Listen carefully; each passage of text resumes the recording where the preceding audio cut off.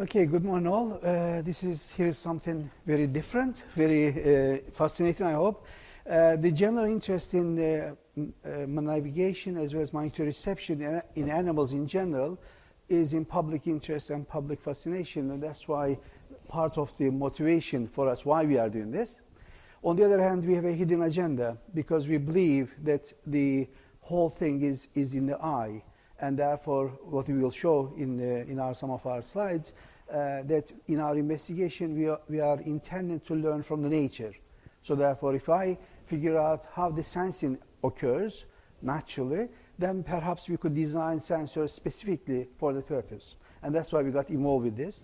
As you can see from there are two schools, School of Optometry and Vision Sciences, and ourselves, which is a magnetic center, and then we obviously create magnetic fields and look into issues accordingly. So having said all that, we look into content of our presentation where we will look into active magnetic shielding design. And because, of course, if you want to set magnetic field, then you have to make sure that you are able to eliminate the existing one or any other effects that fields might have, so that you will be able to have your own fields that you want to explore on what happens in the animal. And of course, while you are doing that, you've got to look into different conditions so that you will be able to, you can certainly create the existing magnetic field that is naturally exists, or you would be able to do other types of fields as well. And you could implement an inclination factor if you so wish. We have to design a system, so in this case we use COMSOL multiphysics to simulate the actual design of the magnetic field generation, and then we took actual measurements to confirm that we are able to obtain those. So this presentation specifically talks about the instrumentation aspects of it, although I will show some video on what's actually animal experiencing, but the most of the things that we will talk about is on the generation of fields and their measurements. As you can see from here, from very large size to very small size, there are some animals that can detect magnetoreception, and of course the question is, how do they do that? Yeah, well, how does it happen? And that is this fascination, and therefore, for example, migratory birds, if they go from place A to place B, how do they go there? So what is the reception? How do they understand the direction? So that's the reason why there's a general interest, and there's a number of papers in Nature actually on to see how we would be able to look into those concepts and how do we improve them. As you all know, the magnetic field has got three components. If you pick up a compass, then what you are actually measuring is horizontal intensity in terms of Hx and Hy, so that you will be able to know where the geomagnetic north as opposed to magnetic north is. Then, of course, the North Pole is actually magnetic, the South Pole. Probably you know that. So it's a bit where the compass attracts north to south, therefore it attracts there. But of course, there is a switch flipping between North Pole and South Pole every 100,000 years or so. And of course, we are in the onset of one of those flips now. Luckily, the process takes about 1,000 years. So I think our research will finish before next flip happens. So no issue, no danger there. Vertical intensity, of course, there are vertical compasses that you could also use, but ordinarily vertical compass is not an issue for the type of things that we are doing. But we obviously control all this because we would like to see that the animal feels that it's in Spain, in northern hemisphere, and then if I flip the field, then it will be in southern hemisphere somewhere. Atlantic Ocean somewhere, I guess, equivalent value. So we then control those conditions by looking at the deviation of declination from geographic north to magnetic north, as well as the inclination, which is the vertical position, the magnitude of the vertical position, etc.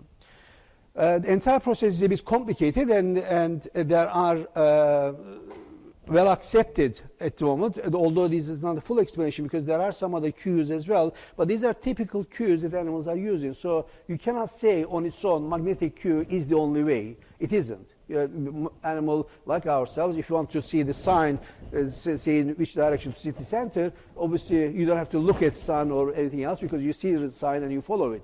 In the similar fashion, if there is sun available or stars available, i.e. dark at night, or you have odor map or magnetic compass, or all these things would be able to give you orientation. I think that's the key word, orientation for the animal to go into the right location. So all these signs, cues, are available for you to use them, and they are not the only ones. Buildings, roads, it's known that motorways are followed by certain migratory birds, etc. And the next thing that I want to talk about quickly is just to give the background to the whole thing, is that the scanning behavior. Of course, the birds will have eyes that are fixed. Unlike humans, they can't move their eyes. So in order to look to left or right, then they have to move the head. So if I know the location of the head, then I know where the bird is looking. So that's the key word, the key easy way of engineering-wise to attempt to locate where things are and how the animal is looking. At this point, I'll show the video, if you can help me out on this.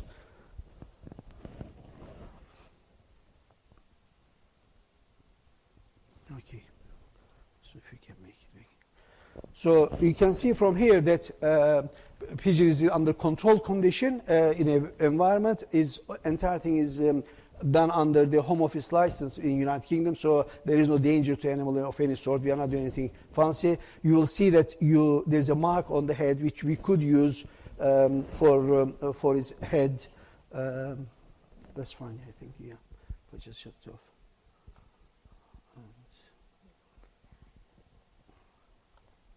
Okay, thank you. And back to the story. Okay, so we are therefore able to determine this all these conditions.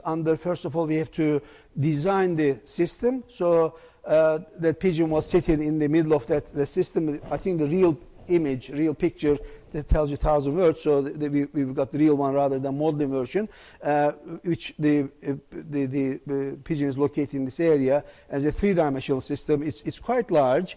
The reason that we have to make sure that fields are controlled into plus and minus sub-microtesla level. We hope that we are achieving nanotesla, but that's the level that we want to do.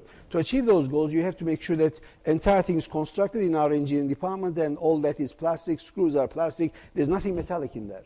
You cannot have anything metallic because of the obvious indications for magnetic field, excuse me, magnetic field condition purposes. So we therefore designed a system, and as you can see in there, and we connected up. That's the image that, oops.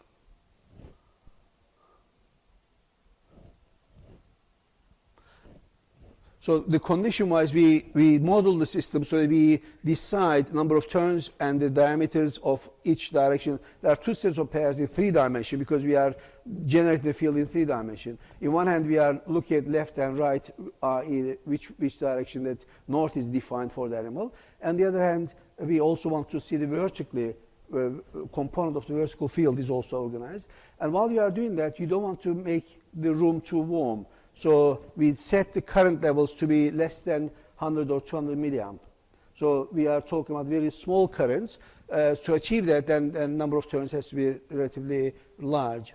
If you look into one of the channels, what does it look like? Entire thing is operated by computer. There's a data acquisition card in there. NI LabView is used, and the generated signal is passed into amplifier stage that generates the required current. As I said, is hundreds of milliamp, and it goes through the coils, and then you know how the system is operated for this channel 2, channel 3, etc., to achieve the 3 dimensions. So in terms of operating principles, then we originally, again, look at one channel only.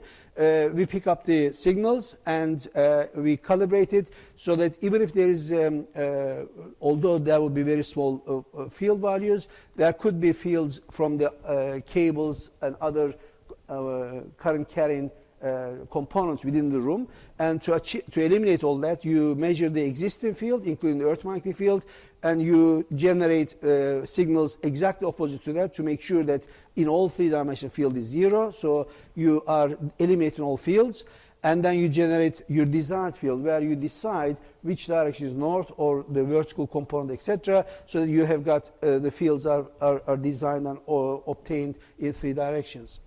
Just to give some of the typical experiments we are doing, first of all, ignoring the third component, we are able to generate the field, so-called static field, and for our location in Cardiff, we know the exact numbers, and we can generate that field for that condition.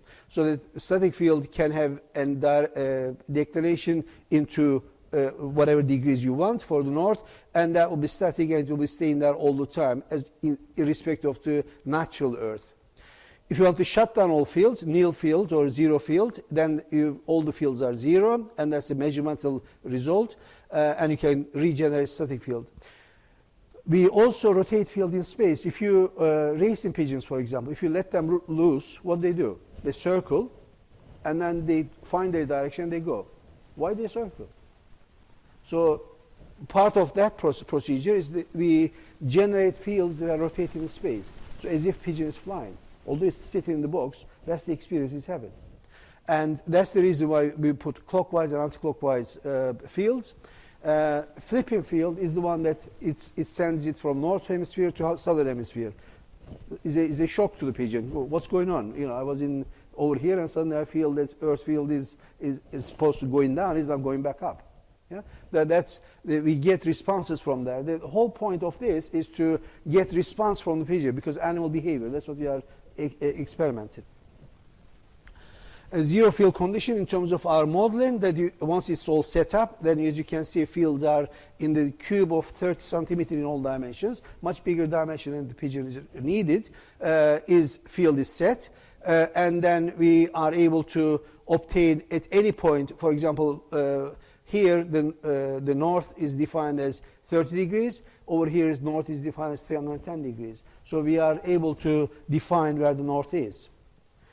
And the real measurements in 3 dimensions, we measured it every 10 centimeters to verify. That's modeled result. This is measurement result. And you can see that field obviously will deviate or from the value you expect. And while we are away from those numbers, then field goes down in either direction in 3 dimensions. Again, model data showing how it looks like from our confirming that our measurement and our model data is giving one of the same answer. And this is why we need to be confident. That's a rather important point, because you see papers where people don't seem to understand magnetics and making also assumptions. And you don't have space for assumptions if you are looking at animal behavior.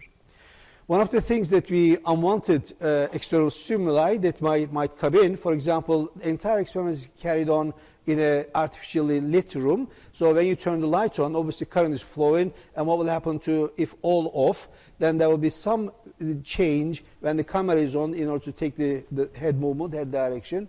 In those cases, you can see that there is some influence on the original condition.